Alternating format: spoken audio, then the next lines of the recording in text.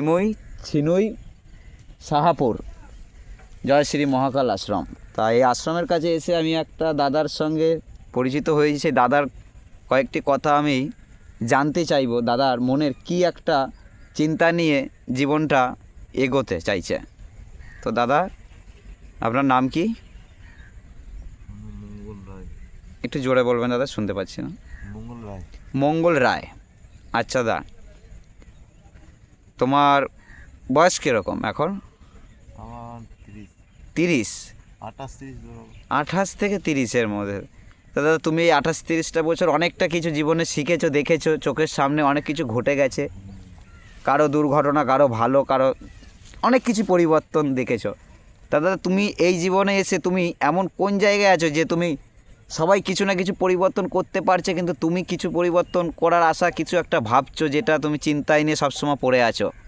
এমন কি চিন্তা আছে তোমার যে তুমি সারা জীবন ধরে সেই চিন্তাটাকে মুক্ত করতে পারছো না? তোমার বয়স পেরিয়ে যাচ্ছে, এগিয়ে যাচ্ছে, 28 বছর হচ্ছে। তো কি আছে দাদা তোমার জীবনে? কিছু একটা কয়েকটা মুহূর্ত আমাকে কয়েকটা কথা বলো। কি বলবো, আমার তো খুবই পরিস্থিতি খারাপ। পরিস্থিতি খারাপ? আমার নিজের দাঁড়ানোর মতো কোনো ক্ষমতা নেই। নিজের দাঁড়ানোর মতন কোনো ক্ষমতা নেই? আচ্ছা, আমাকে সাপোর্ট করার মতো ক্ষমতা নেই। তোমাকে সাপোর্ট করার মতন কেউ পাশে নেই? আচ্ছা দাদা, আর? আমি একা। তুমি একা? আর? আমি শান্তি নেই কোনো মনে। একটা মেয়েকে ভালোবাসতাম, ওর জন্য শেষ হয়ে গেছে পুরো। তোমার মনে শান্তি নেই, একটা মেয়েকে ভালোবাসতে, তারপরে আর? সব কিছু শেষ হয়ে গেছে। আর আর আর কি ঘটেছে তোমার জীবনে 28টা বছরে? এই কটা জিনিস না আর? এই নিজের থেকে উন্নতি কিছু করতে পারছি না, কোনো কিছু জানাতে পারছি না। আচ্ছা, তুমি পড়াশোনা কত পর্যন্ত করেছো? পড়াশোনা বেশি দিন না, 5। যাই হোক, 5 পর্যন্ত করেছো। তো তারপর থেকে তুমি কাজে ঢুকেছো, তাই তো? আচ্ছা, তো এই কাজে ঢোকার পরে তুমি ভালোবেসো, তাই তো? আচ্ছা, বেশ। তাই ভালোবাসার আগে তুমি কাজ করতে? হ্যাঁ, গাড়ি চালাতাম, ড্রাইভার ছিলে, তারপরে ভালোবাসার মধ্যে ঢুকে গেছো কোনো একটা মেয়ের। তার বিয়ে হয়ে গেছে? রয়েছে। সে ভালোবাসে তোমাকে? সে তো ভালোবাসার, বাবা মাকে আটকে রেখে দিয়েছে। বাবা মা ওকে আটকে রেখে দিয়েছে কিসের জন্য? পয়সা করি তোমার নেই তাই? পয়সা করি নেই। তো দাদা, তুমি তাকে কোন দিক থেকে কীভাবে ভালোবাসো তাকে? তাকে মনের ভেতর থেকে কীরকমভাবে তাকে দেখতে চাও? কীরকম তোমার স্বপ্ন রয়েছে ওর মাঝে? ও সারা জীবন আমার কাছে থাকতে, ওখানে সংসার করতে যায়, ওখানে বাঁচতে যায়। ও তোমার কাছে থাকতে চায়, সংসার করতে চায়, বাঁচতে চায়। ব্যাস, তোমার 28 বছর।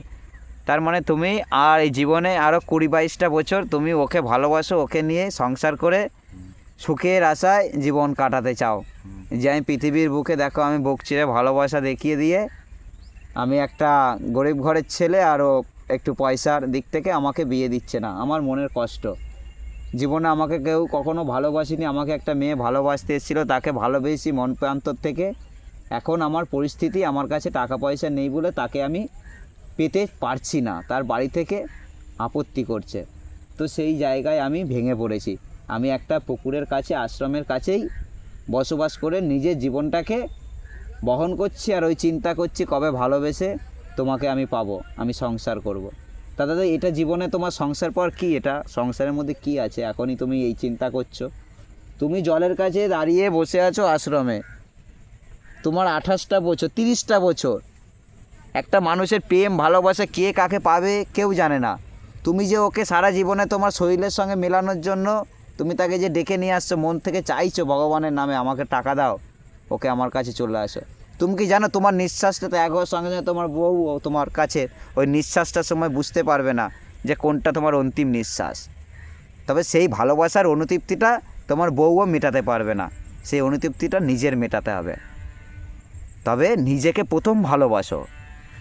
মেয়েটার প্রতি একদম তুমি মোহ হয়ে যেও না, মায়ায় পড়ে যেও না। তুমি আগে ভালোবাসো, ঠিক আছে? তুমি ভালোবাসো এইভাবে 28টা বছর।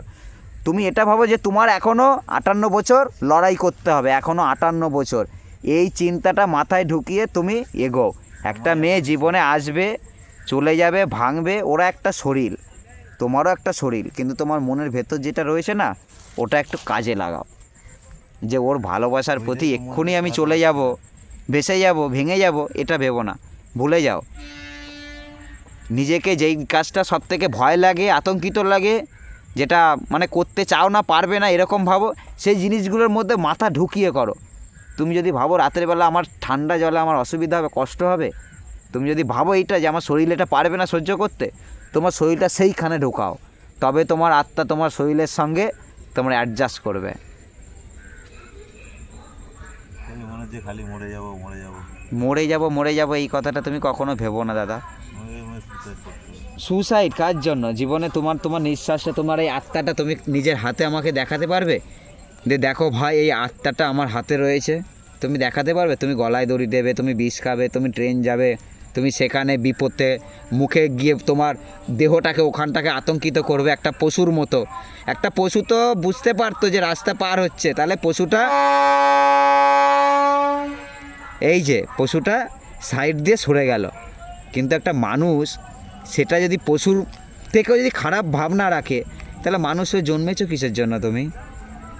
তবে তো তুমি তো সমাজের ভালোর জন্যও তুমি আসনি, তুমি তো মানুষকে খারাপ দেখানোর জন্য এসছো যে পৃথিবীতে দেখো আমার দেখে আরও মানুষ কত প্রকৃতি খারাপ হয়। তুমি মরে যাবে, তোমার একটা ঘন্টার জন্য অনলাইনে এখানে ওখানে চলে যাবে একটা ছোট ছোট যে দেখো এটা হয়েছে, কিন্তু তারা ভাবলো যে মরে গেছে। কিন্তু তুমি মরে গেছো কিসের জন্য? কি দেখে তুমি মরলে? তুমি তো কিছুই দেখে মরলে না, তুমি তো নিজেকেই এখনও ধরতে পারোনি, তার জন্য তুমি মরার জন্য চলে যাচ্ছ। আগে নিজেকে ভালোবাসো, নিজেকে এইটা ভাবো যে আমি এই জীবনে এই যে এত সুন্দর একটা দেহের শরীর গঠন পেয়েছি, যেটা কথা বলতে পারি, সমস্ত কিছু দেখে উপলব্ধ করতে পারি, যেটাকে ঘরকে ঘর বলতে পারি, পুকুর দেখে পুকুর বলতে পারি, এই জিনিসগুলো এই চিন্তাগুলো তোমার এসছে তুমি মানুষ হয়ে। এই চিন্তাটা তুমি ভাবো, জাগ্রত করো তাদেরকে যারা এখনও ছোট ছোট ভাই বোন যারা এখনও জন্মাবে, তুমি তাদের দিকটা ভেবে তুমি এগো। ওই ভালোবাসা ভুলে যাও। দুটো চুড়িদার ব্লাউজ আর হচ্ছে ওড়নার ভেতরে ভালোবাসা থাকে না, ওই ভালোবাসা রেখো না কাছে। তবে অনলাইনে ওই রকম নোংরা ভিডিও বানিয়ে বাচ্চাদেরকেও ভালোবাসা দেখাতে পারতো। এখনও বদলাও, আমি বদলাও, সেইখানে গিয়ে বদলাও যেটা তোমার চোখে খারাপ দেখাচ্ছে, তুমি ডাইরেক্ট সেখানে বলো এটা খারাপ ভাই।